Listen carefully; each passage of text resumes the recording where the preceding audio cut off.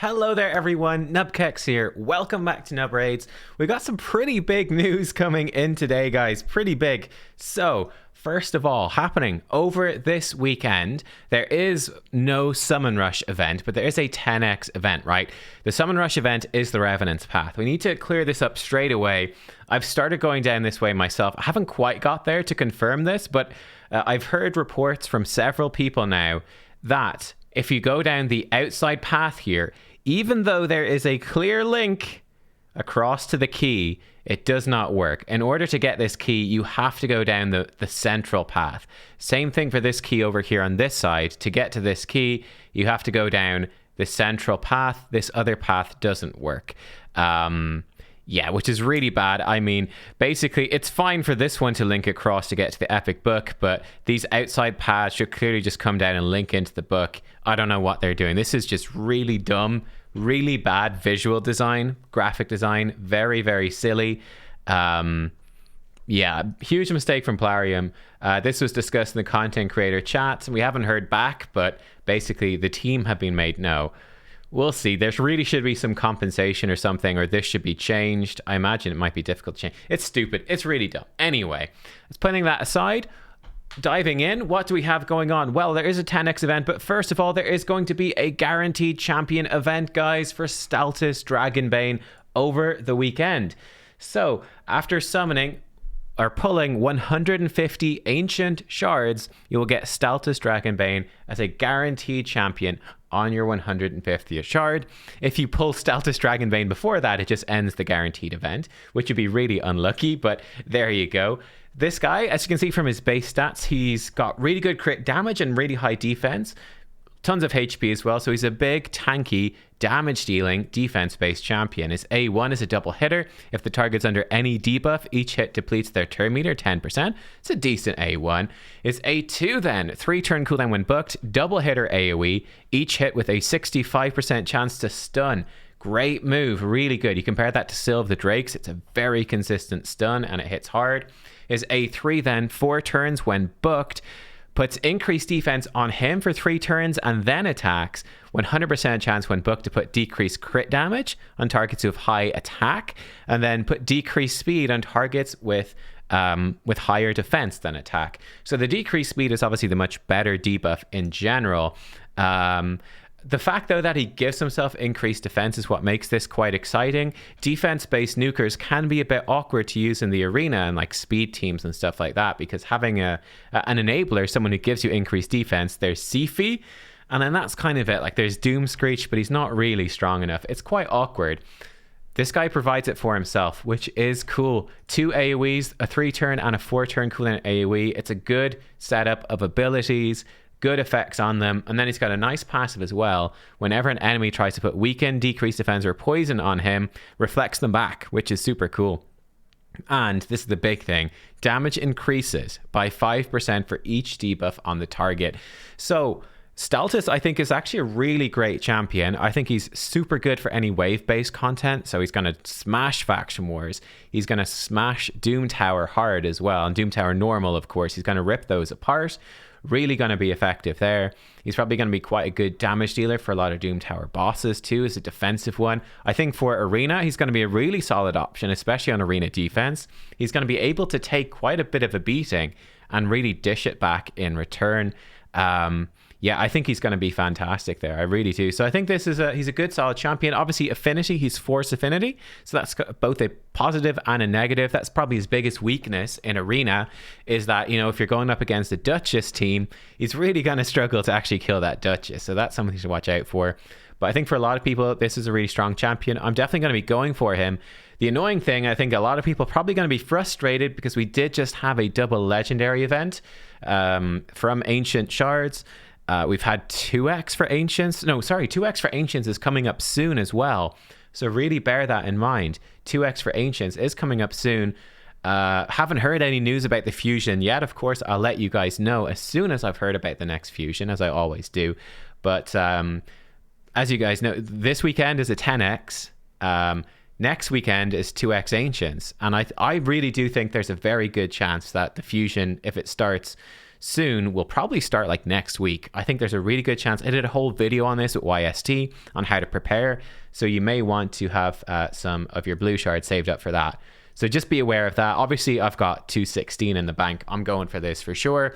I'll have over 50 left over, 50 being like the sweet spot for a fusion, for being pretty safe to complete a champion chase in a fusion. 50 ancients for 2x ancients is usually pretty decent. So yeah, I'm feeling confident. I'm going to go for it. Right, there we go.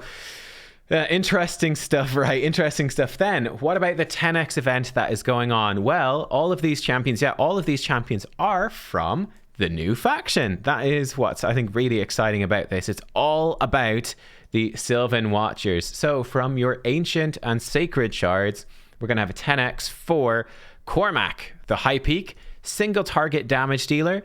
Seems pretty poor. This guy seems pretty bad. I don't think you're likely to use him much at all.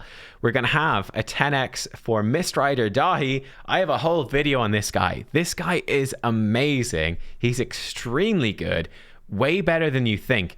Provides increased attack, increased accuracy for himself, then extra turn, AoE decreased defense, that can give him an extra turn, and then an A1 that can remove buffs and has a good chance for an extra turn. This guy just flies through his turns. He's constantly pumping out damage. He provides himself increased attack, increased accuracy, so even though he's taking all these extra turns, he will still have enough accuracy to put out these debuffs and to do his A1. He will still have increased attack always, basically to hit hard. So he's amazing. Like, he's going to be squishy because he's so many extra turns. He's going to outrun your defensive buffs. But as just a damage dealer that's providing good utility with AoE decreased defense, this guy was just super, really strong. And you can even build him with pretty low accuracy because of that increased accuracy. So I'm a big fan of Dahi. I think he's great, well worth getting. And then finally, we're going to have Ruella is also going to be boosted, who I think is a really good champion as well. Extremely high base speed, 112. It's one of the fastest champions in the game. She has a turn meter fill with increased crit rate then for you. That is super cool. Then she's got 2 3-hitters. This first one, 3-hitter that can steal turn meter. And then her second 3-hitter can place, decrease defense, weaken, and decrease speed. Not 100% chance, but it books to each hit having a 70% chance to put decreased defense, weaken, and speed. So she's almost definitely going to put up all 3 of these on a 4-turn cooldown, mind you, but super effective. So I think she's going to be incredible for Fire Knight progression, right? Stealing turn meter, putting all these crucial debuffs to up your damage, going to just turn meter boost you through the waves. Some exciting stuff you could do with her, I think, in Demon Lord Clan Boss as well. Those are going to be the areas where she excels. So I think she's actually a very solid champion. Probably good for earlier players as well for Arena with the turn meter boost and the high speed. And yeah, so obviously the ones that are excluded, Duodan, we had the guaranteed on him. He's not in there. And Orin was part of the recent fusion. He is not in this one. But the other 3 epics are from Ancients and Sacreds. Then from Ancients and Sacreds as well, all 3 of the legendary. So the worst one, I think, is Green Warden Ruark. We look at the reviews. It's kind of like, he's all right. 4 stars out of 5. He's a decent champ. He does some okay damage, but not amazing. He does heal himself a ton, so he's super survivable. His passive is actually really good when it's booked. Gives a lot of nice survivability there. He does have the taunt buff, with increased defense and strength on himself. AoE decreased attack, steals continuous heals. He's an okay champion. I just feel like he's super similar to Ultimate Death Knight, and I prefer Ultimate Death Knight. But Ruark, he looks really cool. He's going to be okay. He's certainly going to make faction war super easy if you get him. King Galkabar is going to be boosted in the 10x from Ancients and Sacreds as well. So I haven't actually tried this guy. I skipped him on the test server. He seems like a very good champion though. He's got a really good debuff removal. So full team cleanse, replaces every debuff with continuous heal for 1 turn. Really good. And also puts 25% of his HP shield on your whole team as well. So he's got a very strong team cleanse. Very strong. 108 base speed as well. That's very good. So I think it's a cleanser for Arena. He looks to be a very strong one. Then he comes in with an AoE attack that then removes all buffs and replaces them with poisons for 2 turns. And can also put block buffs for 1 turn on a 3-turn cooldown. So again, I think this is really good for Arena. I do think that his cleanse is stronger. It's sort of a question mark in terms of how you build him. You could put him in like Stone Skin, I would say. Stone Skin with really high accuracy. You hope that the Stone Skin buff stays on, and then he can like come in and strip the team, He can cleanse your team, whatever. I'm not really sure which one you'd set up as a priority 1 on defense, or just build him with really high resistance in Stone Skin and have him be a guaranteed cleanse, and then maybe do some buff stripping. I don't really know. Certainly for, Doom Tower and stuff like that, if you wanted to use him there, Doom Tower bosses, that sort of thing, stripping the buffs. They don't have too many, but it's somewhat useful. The cleansing is going to be good. Then his A1 can put out some shields on whoever is hurt. And then he can instantly activate like continuous heals and poisons. Not a bad move. So yeah, I think Galkabar, he's pretty cool. It's just an interesting question of how you would use him. We'll see. If I pull him, I'd love to try him. Then my favorite of the legendaries is Elva Autumnborn. Just an incredible champion here. Speed aura. Team cleanse with block debuffs, increase speed on a 3-turn cooldown. Single target revive with increased defense, increased attack on a 3-turn cooldown. A1 pumping out continuous heals. Passive healing allies whenever they take a turn. And she puts out perfect veils whenever she takes a turn on the ally with the lowest HP. I tried her out in Hydra and she blew my mind. She's got incredible base stats. This champion is super, super exciting. So yeah, she'd be my most wanted. I'm going to be hoping to pull for her. I've got no mercy timer or anything though, so it's going to be kind of rough. And then finally from Void Shards, Eilil is going to be boosted in a 10x. Now, let me come out and say this because I think Plarium has done us a bit dirty. I think that's the general consensus the last week. They've done us pretty dirty, like it. Particularly, to reiterate, I'm very annoyed with the Revenants Path #1 coming out the day after the extra legendary event. That arguably is sort of our fault, to be fair.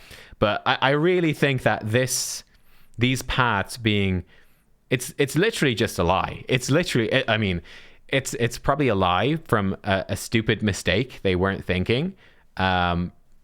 But it's just straight up a lie in game. That really annoyed me, I'm going to be honest. There are rumors that they're going to do a guaranteed void event for Eilil. Okay, I've seen it going around. Other content creators have done videos on this as well. But so you guys know, there are rumors that this guy could be a guaranteed champion. So my advice would be, do not pull your void shards. Unfortunately, void shards are obviously an efficient way for doing summon rush. But there's a big opportunity cost, which is you're using void shards outside of, a 2x event. So I'd say, if you really want Eilil, I'd probably just save your shards. I mean, this might be your best chance. There might not be that guarantee legendary for Eilil. That might not happen. It is pure speculation. Even if it was true, they might go and change it now that people have been speculating about it. But I would save my shards, would be my advice. I would save, don't pull them right now, is what I would say. On top of that, I think he's a good champion. I actually did a showcase of him. I think he's a good champion, but I think he's really going to struggle against Polymorph, the Awakening, which is going to become more and more common because he's doing a whole bunch of stuff. You can check out my showcase on him. I thought he's pretty decent. He is certainly strong, but I don't feel like you need to go for him in a 10x void event. Like, I wouldn't. Maybe he'll get buffed and stuff, but I think between the fact that he's like not necessarily super strong and there's going to be a potential guaranteed for him, a rumored one, I'd avoid that if it were me. And Nia's not in this. No Nia. So there's no epic that's boosted from these voids. Only Eilil. So yeah. So there you go, guys. Yeah, what do you think? I think Cormac is a bit of a dud, but I think Dahi and Ruella are both excellent. I think Elva and Galkabar are both very good. Elva particularly. Ruark is okay, but not amazing. He'll certainly help with Faction Wars when it comes around. I think it's a decent 10x event. You can look at the Revenants Path. I did a full breakdown of this, bearing in mind that because I didn't understand how the pathing worked, because this tricked me, basically. My recommendations in that video are a bit out of date. It's not going to throw you crazy off, but it would throw you off a tiny, tiny bit. Stuff's basically going to be slightly more expensive because these inner paths are... I think this one, for example, is like 3,200 points or something more expensive. Ancient Shards don't give you a lot from this, so it's still going to be kind of rough, but... If you do pull 150 for guaranteed Staltus, you'll get a good chunk through this path, one of your paths, just by doing that. Pick up the rest with Dungeon Divers. It's going to be all right. It's going to be decent value if you're going to pull a bunch of Sacreds chasing these champions, which people may well do because it's the new faction. The rewards are only okay. It's certainly a bit underwhelming. I think compared to a Summon Rush, it's probably going to be fairly poor. So, yeah. Bear that in mind. We're going to have, of course, We're in the middle of November, right? Over the next month and a half, right, going up to the end of the year, trust me, there's going to be no shortage of fun summoning events. I guarantee there's going to be plenty of summoning events all over December. There's going to be tons of stuff.